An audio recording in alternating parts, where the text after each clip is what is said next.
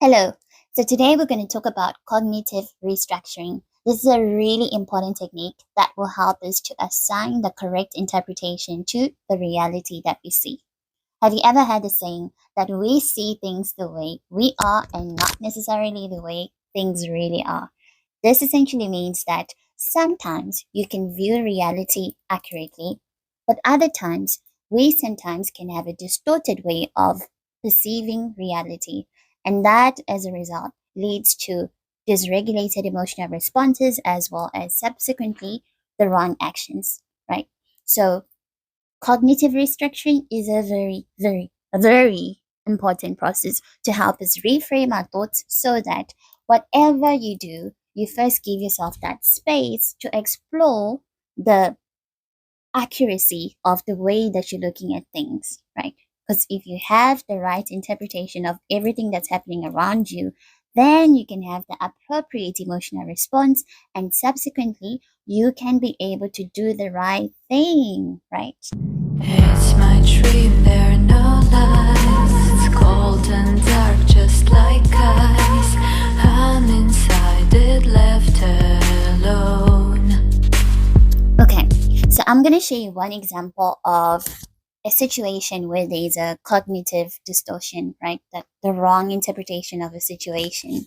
So let's say you have a friend and they have a birthday party. This is one of your closest friends and they did not invite you to that party. And then you end up extremely upset. You're very angry, you're very grumpy. The whole day you're just like, but why? Why would you do this to me? I'm so hurt. So then in your mind, you think that your friend basically doesn't really like you. So that really saddens you. And you start to think, okay, maybe I shouldn't invest that much in this friendship because, well, what's the point? So then yeah, because of that cognitive distortion, it's just, horrible day. Then, what if days later you find out that actually your friend was really sad on their birthday because they didn't see you? So, all the time they were wondering where you were. And what actually happened is that they later realized that they did send the invitation, but then they forgot to press send. So they started feeling so upset that, oh my word, I forgot to I forgot to press send. So your friend comes to you to apologize that, oh hey, I'm so sorry, I forgot to press send. I actually thought that you just didn't show up because you didn't have time. So then you realize, oh, both of you had the wrong interpretation to reality. Your friend thought that you just didn't show up because you didn't want to, which was not accurate. And you thought that they didn't invite you because, well, they don't really like you, which was not accurate. So both of you ended up having I wouldn't say unnecessary, but the wrong emotional responses. It's the right response given the interpretation you have at that moment. But if you had discovered the truth earlier, you wouldn't respond the way that you responded, right? You wouldn't feel the things that you felt and you wouldn't take the action that you took, like, for example, just distancing yourself because you're thinking, oh, this friendship is quite what you did. So that's the thing. That's what happens with cognitive distortions. What happens is that all the time you assign the wrong interpretation. And here's the thing, when we assign the wrong interpretation to things, it's actually a biological, psychological thing, whereby if you think about it as human beings, we are wired to survive. So anytime something happens, our brain just wants to think of ways to protect us from any form of danger. So let's say you're in the woods and then you hear a rustling sound and then you're like, whoa, there might be a predatory animal coming after me. Then you start running, right? Flight, flee hormone kicks in and then you start racing, running away from that sound as far as you can. Then a part of you just decides, okay, let me just look back to check if actually like what's really where was that sound coming from. So when you look back you realize that, oh, your siblings were coming after you. They're looking for you. So it wasn't a hyena or anything coming after you, but it was simply your friends and your other siblings that were looking for you. So then when you realize that, you realize, okay, all this fear I had, all this panic was unnecessary. All I had to do was to double check if my interpretation of that sound was accurate. That interpretation was, I'm in danger. There's an animal coming after me. Let me run. So now your reality is distorted. But then there is a chance for you to correct that perception through double checking. Let me check. So when you look back to check, oh, what was really coming after me? That's when you realize what the truth was, that my siblings were actually coming to look for me, which is a pleasant reality to uncover, right?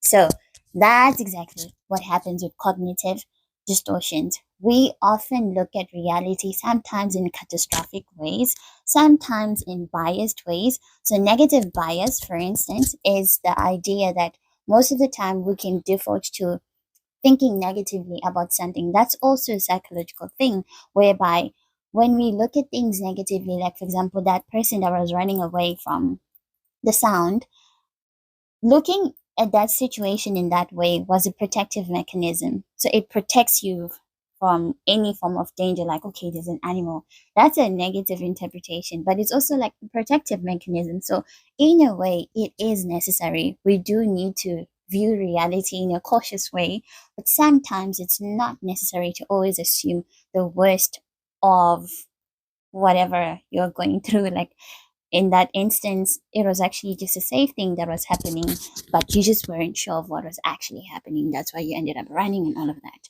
So, whatever we go through, whatever is happening every day of our lives, we really have to give ourselves time to unpack what's really going on. What is the correct interpretation of this situation?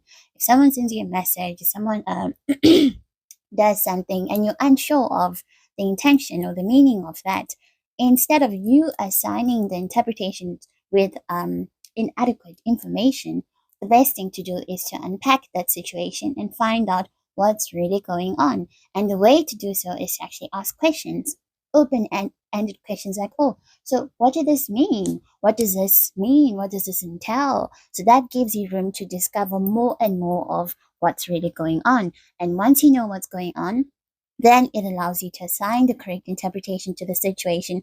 You have the right emotional response, and subsequently, you can take the right action. So every day, we really have to reframe our thoughts. We can't always believe every thought that comes to our head because that is just not wise. It's not prudent. Thoughts that we have are usually based on fight, flee, fight and flee, like our system, our body trying to protect us. So every day we actually have to just chill and take time to think, okay, what does this mean? Like, am I really in danger? Do I need to panic? No, not necessarily. But that can only happen if you actually give yourself space to think. And once you give yourself space to think, you can see things in a better light. Sometimes your thoughts might not be the only thing that's best to rely on, so rather give other people a chance to give you a different perspective. Hearing other perspectives is the best way to help us reframe our thoughts. So when we are receptive to feedback, constructive feedback, that's what allows us to actually have cognitive reframing. And as a result, you end up living a happier and healthier life because you know what they say? Our thoughts can either make us happy or really sad. So you want to choose the happy ones, yeah? I'll see you soon. Do I dream? Can it be when you say